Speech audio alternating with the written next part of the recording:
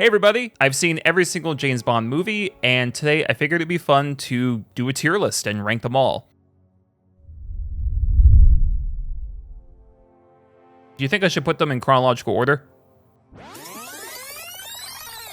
Let's just get started with the one that started it all, Dr. No. I'm not a huge fan of Dr. No. I think as a first film, it's fine. It set the character very well. Sean Connery is killing it right out of the gate. It's still the best version of the catchphrase I've ever seen in any of the Bond films. Mr. Bond. James Bond. It hasn't had a chance to refine this formula yet. I'm going to have to be a little harsh and give Dr. No a C, because if you sit down and actually watch this again, it's not that great. I don't think the sequence with Honey Rider is like the most erotic moment of all time. I don't see it. I don't think the plot is as engaging as other ones in this franchise. The only thing I find particularly exceptional about this movie is Sean Connery. Maybe ordering this chronologically is a bad idea, because I'm going to get a lot of heat. So when it comes to From Russia with Love, known as one of the classic James Bond films, I'm actually going to give it a B. The first and second act are just not nearly as good as they should be. There's a whole sequence in Istanbul with the girl wrestling and everything. I get it. It's a product of the time. It's trying to be sexy in a very kind of like childish locker room kind of way. It's just really dumb, and it takes up a big chunk of the movie's time. There's a Turkish character in the movie who has wonderfully twinkly eyes, but he's kind of just like an exposition machine. Some really bad dubbing. It's also pretty bland visually. But then you get the third act, and it's like the whole film comes together. It's so cool. It's so well written. It's well edited. It caps off with a really intense showdown between Red Grant and James Bond. Their dialogue is already vicious, and then we have the infamous train fight scene, which is perfectly rough and tough and sloppy. It's such a great part of the film, and I just wish the first two acts were as well shot or as entertaining as that last act. There's a helicopter sequence that is straight up stolen from North by Northwest. I mean, it's not even like trying to hide it. It's so tasteless. They should not have done that. Goldfinger. So I'm going to give it an A. I did feel myself kind of nod off in the last third a bit. While other Bond villains, it doesn't make sense for why they would tell Bond everything. From a character perspective, it totally makes sense for Goldfinger, because he has that confidence. He thinks he's untouchable, delights in telling people his evil plan. He wants an audience. It totally suits him. So there's a lot of great stuff here. I mean, come on, Odd Job, how can you not love him? Pussy Galore, yes, ridiculous name, but the actress does a really good job in the role. She actually has a lot of authority. There's some really terrific sequences, like the laser sequence, the scene at the pool, the girl painted gold. I don't think there's anything I can really remember of the last third other than Odd Job being dispatched and Goldfinger really stupidly wiggling his way through a breach in the hull.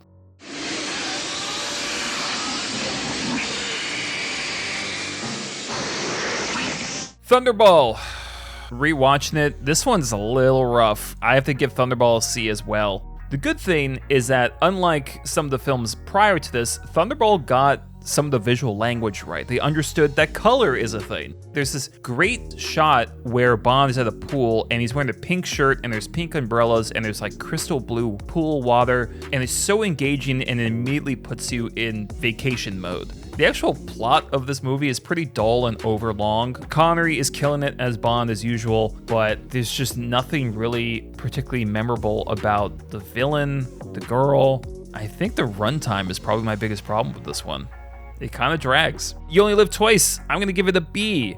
This has one great thing about it and one stinker. So the stinker is that they try to make Bond look Japanese. I can't think of anyone worse to look Japanese other than like maybe someone who's black. Someone said he looked like Spock from Star Trek. I think that's pretty accurate. On the other side of the spectrum, the volcano lair sequence is one for the ages. It's iconic for a reason. It's a fantastic looking set. It's kind of like the quintessential evil lair and the big bombastic kind of ending with the villain. The Bond girls, badly dubbed, not very strong characters. This is my favorite version of Blofeld. The firing power inside my crater is enough to annihilate a small army. You can watch it all on TV. It's the last program you're likely to see. The villain is so well captured, I can't give this anything else but a B. Diamonds Are Forever. I gotta drop this at D. This always seems to happen with Bond actors. The last one is usually the worst. Either the Bond actor is getting too old to do the same amount of stunts, or that he's pretty much checked out of the role. It feels like the script or the director or the producers try to compensate for this by making it as silly and as ridiculous as possible. It makes it worse. There's a level of like disrespect that goes into that, when really, if the actor's getting older, you should actually strip it down. Make him more of a gentleman. You should make him use his mind more and less of his brawn.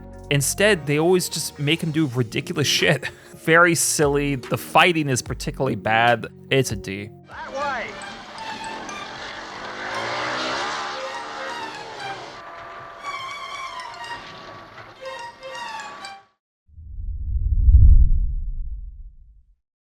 Other Majesty's Secret Service, featuring the only performance by George Lazenby. I love this film. From a directing standpoint, this film is brilliant. The amount of experimentation that's going on, I love how much they're playing around with different shots. There are so many that are still in my head, how they use profile shots. There's even a sequence where Bond is haunted by what happened to Tracy. And so they project the scene we just saw of her onto a window next to him. I mean, it's just so visually interesting. Tracy Bond is one of the best Bond girls out there. She's definitely a stronger performer than George Lazenby, but she elevates his performance by being with him. She makes him better. And there's some real chemistry between them, like really kind of cutesy moments. I don't know if I can give this S. I'm so tempted to, because I do love this film. I love the last action sequence. It's so chaotic and they keep playing with color. The only problem, and it's so unfortunate, is that kind of the middle section of this film has Bond pretending to be someone else and going to like this allergy research center that's filled with all these women from different countries. And they're assassins, but it's also kind of like a Playboy mansion. It's almost like the rest of the stakes of the plot have just dropped. Like everything's gone. And we're in like this little short film from a different movie altogether for this sequence. It's very out of place. And it's funny, like Tracy is such a good character. When she's gone for that whole middle sequence, you feel her absence. And then when she returns, not only is it a powerful moment because Bond actually looks scared for the first time, but when then she arrives, it's this glorious moment because not only is he happy to see her again, but you're happy because you're like, thank God you're back. The past 20 minutes have been kind of shitty. You know, I actually am going to move it up to S. Even with its problems, the kind of heights that it reaches have still not been hit.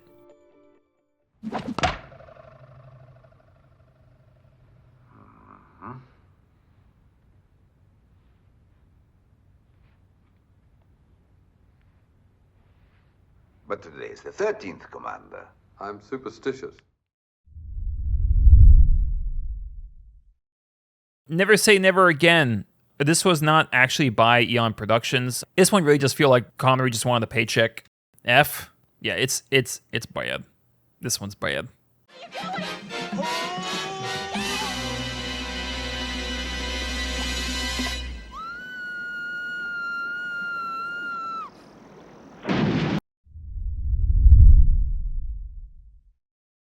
Live and Let Die. Solitaire, one of the best Bond girls. I like how ornate they made her costume design. It was such a weird way to start. Kind of blaxploitation, tribal African plot. I don't think the song is as great as people remember. Da-da-da, da-da-da, ba-da-da. Like, really cool kind of riff. I think you guys are forgetting the rest of the song that just sounds like a C-tier Beatles song. It doesn't fit at all. Trying to remember if this movie introduced the stupid sheriff, one of the most worthless minor roles in the Bond franchise. I'll leave it at B. Like I said, I like the villain, Moore's performance, the Bond girl. Man with the Golden Gun is the D. It's so boring. Bond films should not be boring, and this thing moves at a snail's pace.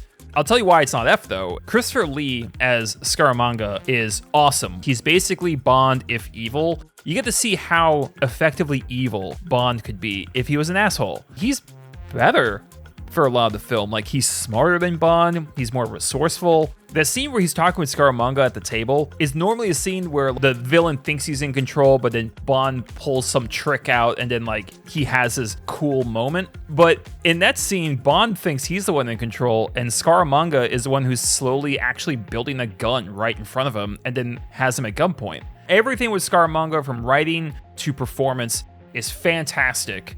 Everything else, dull as dishwater. The third film by Roger Moore, The Spy Who Loved Me, gets an A. I really like this film. I think this film might have the best production design of any Bond film. It is spectacular. It is so cool looking. I love the fact that the film actually has a color scheme, which is this chrome laminated wood and navy blue, which fit perfectly with the naval theme. Roger Moore is fantastic. This is probably his best performance. He's great when he has to be someone who I believe has actually murdered people.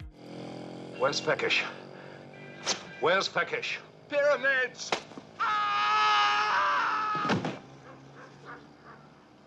What a helpful chap. I think this is the most uncluttered of Roger Moore's films. It moves quick, it looks great. Like I said, the production design is stunning. Many of the shots just look like the cover of like GQ or Men's Magazine or something. Like, you actually want to go there, you want to lounge with these people. There's this big action scene that happens inside the lair. That interior looks amazing. I mean, really do feel like you're in like the belly of a sea creature. This was just the definition of sleek. Moonraker, how the hell do you rate this movie?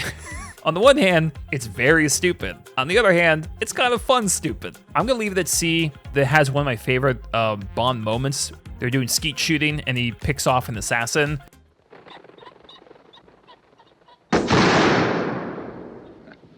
You missed, Mr. Bond. Did I?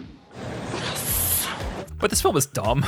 Jaws has a love interest and we're gonna go into space. This isn't so much like a seesaw of balancing, this is a fucking catapult. It goes so far into the campy area. I think C is the right place for this because it's fun bad, but it's still kind of bad. For Your Eyes Only, I'm gonna give a B. Moore is giving a good performance. There's some really interesting action. I think one of my favorite scenes in this movie and one of my favorite Bond sequences ever, Bond is climbing a rock face. As he's ascending, an assassin is knocking out all of his holds.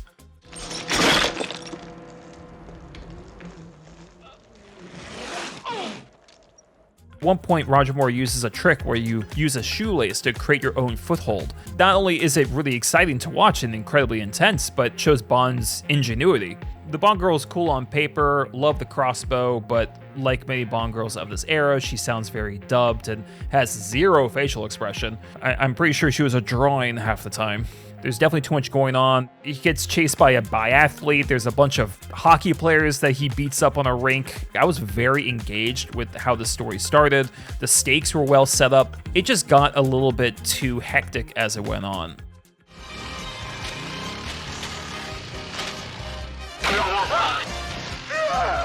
Octopussy. Some people really have fond memories of Octopussy. They think it's the right amount of camp and silliness and fun.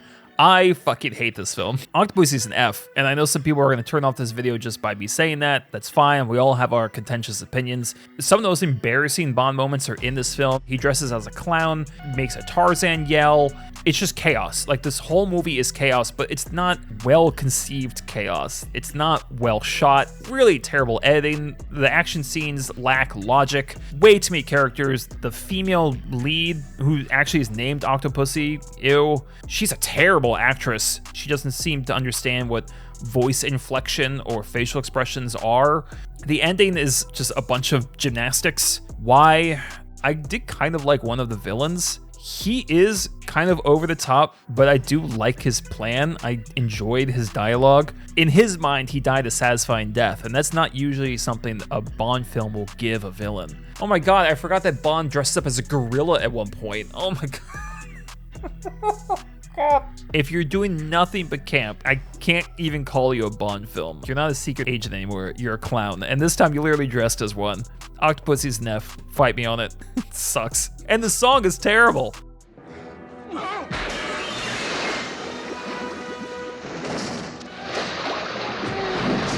View to a Kill. Gotta put this one as F as well. A lot of the action scenes, while they're better than Octopussy, are still way too silly for their own good. We'll cut to very odd and goofy reaction shots in the middle of the action, completely unnecessary but a product of the time. Golden Gate sequence is really the best example of how Roger Moore's advanced age was a problem at this point. The cuts to stuntmen are more obvious than ever. Love Christopher Walken as a Bond villain. He is actually able to balance the camp and seriousness of the movie. I love the Mayday character as well. I like that the two of them feel like partners. They actually have chemistry. They're a great couple. They just happen to be evil. It's not as silly as Octopussy, but it's a bit more boring. Especially once we get to San Francisco, this thing just falls apart. It's bad, and it's a really unfortunate way for Roger Moore to leave the series like this.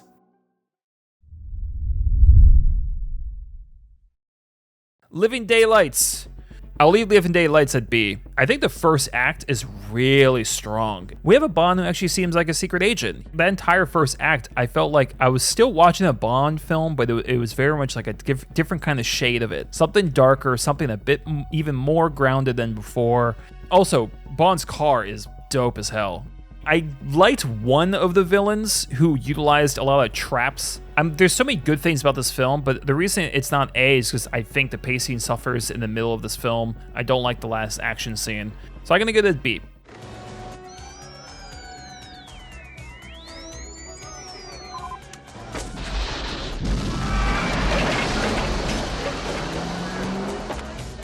License to Kill, I'm also going to put this at B. License to Kill is interesting because it's kind of like Bond mixed with Miami Vice. I love that Bond and the main villain have a bromance thing going. He even like wakes him up in the morning and like practically bringing him breakfast in bed. It's actually kind of adorable. There's a really stupid sequence in this movie where they're at a kind of a dive bar and people are hitting each other with swordfish, and that looks like a music video for the Dixie Chicks. Also, whoever decided to give Timothy Dalton that hairstyle should have been fired. One female love interest, not very engaging. The other one, really interesting in a red flag, trouble the moment you meet her kind of way. I also don't like the ending to this film. The music swells and he jumps in the pool. They're all frolicking. I'm like, didn't he just kill a bunch of people like a few minutes ago? Goldeneye, S. Unquestionably one of my favorite Bond films. There's no fat in this movie, really. I don't love Natalia, but I think some of that is trauma from having to save her playing the N64 game. The amount of times I accidentally shot her in the head. Trevelyan is one of my favorite Bond villains. Like Scaramanga, it's like seeing Bond if he didn't have a moral compass. And I feel like they hint at his kind of character in that opening sequence because he's a bit more flustered and quick to anger. That opening sequence, that has gotta be one of the best ones of all Bonds. Really well shot. They're actually playing with different angles. It's clear that the two of them have been working together for a long time. There's so much fluidity with their movements. They have such great chemistry and they operate so efficiently. This is the first time we see Judi Dench as M, and I don't know who came up with that decision, but just praise to them of having M not just be your normal boss, which we've seen before, but being kind of like a scolding mother figure. If you think for one moment I don't have the balls to send a man out to die, your instincts are dead wrong. I've no compunction about sending you to your death, but I won't do it on a whim, even with your cavalier attitude towards life. All the action sequences are exciting and well choreographed. Boris is a wonderful henchman with a great look and charismatic performance. This was something I enjoyed immensely as a child in the 90s, and on rewatch, I enjoyed it just as much, if not more. Lovely girl. Tastes like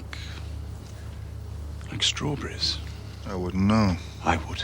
Tomorrow Never Dies. I'm giving this one an A. I don't think it really understands what it's trying to do visually other than just making sure everything's in the frame. It's very easy to follow and also interesting. It escalates at the right points. Love the villain. Like Goldfinger, it makes sense that this villain would want to tell people his plan. Wei Lin is one of the best Bond girls. She is actually doing a lot of the stunt work, which is pretty impressive if you watch that scene in the warehouse. There's just like this wide variety of everything you want. The nerdy tech villain, the magnanimous, all the spotlights on me kind of villain, the tough, gruff henchman, and then you have Dr. Kaufman, who really kind of steals the show in the one scene he's in where he plays an expert marksman.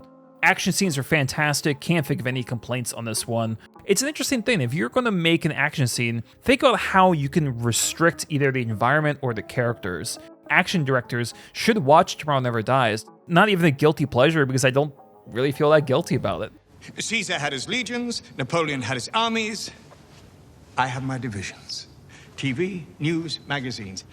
And by midnight tonight, I'll have reached and influenced more people than anyone in the history of this planet, save God himself. And the best he ever managed was a Sermon on the Mount. World is not enough. Kind of torn between B and C. The story is a fucking mess. It is. It is way too complicated. There's too much shit going on. If you're gonna have a complex plot, you have to make sure you stage it right, set it up right, and don't just rely on exposition. And this goes in so many chaotic directions that it's hard to really stay emotionally involved.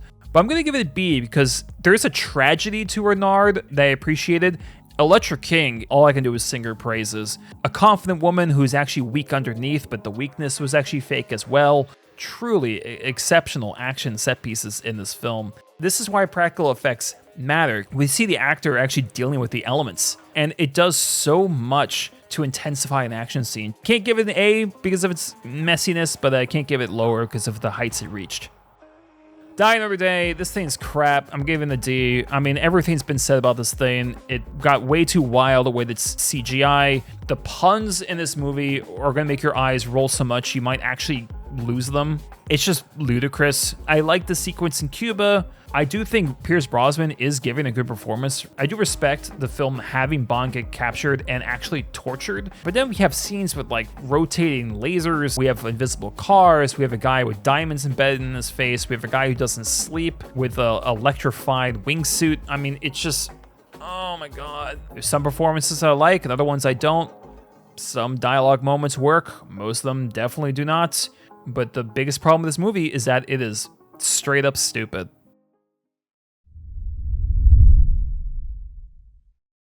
Casino Royale, the only reason I'm going to leave it at A instead of S is I really do not like the honeymoon sequence in the third act. I love that this is a fresh Bond. He's a bit immature. He uses his brawn and not his brain. There's actually not that much action in this movie, but where it is, it's pretty exciting. A little bit too much of the Jason Bourne choppiness to the editing, but I still think it was effectively visceral, especially the scene in the stairwell. I'm pretty sure that opening sequence made everyone try to learn how to do parkour. Love the villain. I love the desperation in that torture sequence. It's enough to make you sweat. There's a lot of emotions bouncing around in that scene. I mean, everyone's giving really strong performances. People were bored by all the gambling that was going on. I wasn't, because there's more what was going on between the actual hands being played that I found interesting, and I thought it was well paced. Great Bond girl, just a bit of a dip in the third act. Love the film though, and I think it was a great way to start off Craig's run. I'm the money. Every penny of it. Quantum Solace, I think the biggest problem with this movie is, one, this was a writer's strike movie, so the screenplay really suffers. It needed to be touched up. It needed to have better stakes. I'll give it a C for now. While I do like the character work that's done in this movie, they're bringing Bond and M closer together. The fact he kind of becomes a rogue agent at one point. He's even more frustrated and angry than he was in Casino Royale. However, Bond girl, not particularly interesting. The editing in this movie is horrendous. I have no idea what they were thinking with this. It's beyond Jason Bourne. The foot chases, you can't even see what the fuck is going on, and they keep cutting to other things happening. And then we get to the finale where a crazy French person's screeching and swinging an axe in a place that's made up of fire canisters, apparently. I'll leave it C. I enjoyed the character moments in this movie especially, but Christ alive. If someone didn't turn off my video already, they're about to, because I'm giving Skyfall an S. This is just a beautifully produced movie. I understand some people have some problems with the story. I do as well. I don't think we should dive this far into Bond's past. I think him being a secret agent comes with a certain mystique that the films should uphold. That aside, I think there's some very strong dialogue in this movie. It's quippy, but not to an extreme amount. You have some of the cream of the crop of Hollywood working on this thing. Thomas Newman doing a score that utilizes a wide variety of instruments. The theme song by Adele, what a perfect pairing that is. Roger Deakins is doing the cinematography. This is the most gorgeous Bond film we've ever seen. Fantastic villain by Javier Bardem. That scene where he puts his hands on his knees, I think every single person kind of jumped a little bit, shuddered. You'd never seen Bond in such a position. It's such an uncomfortable moment, and it's perfect. That's exactly how the villain wants to get into Bond's head. It has all like the location skipping that we like to see in Bond films. I still think this film is sexy when it needs to be, like the shaving scene. I mean, and just the way the scenes lead into the next one, everything from editing to music to dialogue. It feels effortless, but I know how much work went into it. I like seeing the work on screen, and Skyfall has a lot of work.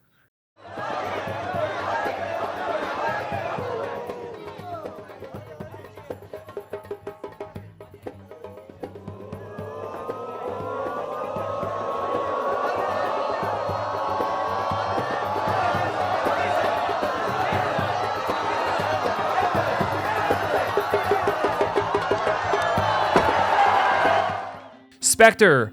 I really did not like Spectre. I'll leave it at D for now because I think elements are well shot. It opens with a one take I think is nice. It's I don't even want to talk about this one. I never thought I'd say this, but the film is well shot and it looks like shit. I don't know what they did with the color grading on this film, but everything is like brown and murky and gross looking. It's so flat. Everything about this movie is flat and I hate it. Daniel Craig is practically in a coma. Christoph Waltz is underacting like hell. None of the dialogue sparks in any way. That car chase in Italy, you can barely call a chase. It literally looks like two guys racing to the liquor store. Fucking boring. Flat brown line for 2 hours. Once we get to the ending, how the villain's connection to Bond is revealed, which is stupid as hell, and how all the other villains are connected in such a slapdash Marvel-esque way is downright insulting. And then the way he takes down the helicopter is just what words do I have? The only thing I really got out of this movie is impersonating Sam Smith's failing falsetto at every opportunity. I'm never going to get that out of my head. So thank you, Spectre, for giving me that. Otherwise, fuck off. And No Time to Die. I'll leave it at C for now. There's some nice lighting in the film. The locations are well utilized. There's a whole sequence where Bond is being attacked on a stairwell by grenades. Like, that alone is like a really tense and thrilling sequence. Film also really fails on a lot of other levels. Thing's way too long. There's a Russian character. I guess he's supposed to be sort of comedy relief. He might be the most obnoxious character in any Bond film. He is the Jar Jar Binks to Bond. I was very unimpressed also with the main villain. It's such a mix of tones and they're not blended together well. And by the end, we're supposed to be crying, and I'm not. I just wanted to end at that point because it's so long and laborious to get through. There's so much poor use of exposition in this film. I think Daniel Craig is at his worst here. He is flippant and overacting. It just sounds like he's portraying a different character entirely. Like I said, the film is well shot, but what's it in service of? Really. It's in service of some lame villains, a romance plot that, let's be fair, no one really cared much about. This is just such a chore to get through. Just like the song by Billie Eilish. Overly raspy, dragged out syllables that just made me want to jump out a window and try to find an Adele record. Too much. Overstuffed, and it didn't know how to do that stuffing right. And it's sad because I got to end on a downer. I would love to know what are your favorite and least favorite Bond films. Definitely comment below. Check out my other Bond videos. I have a playlist of those. And as always, thanks for watching.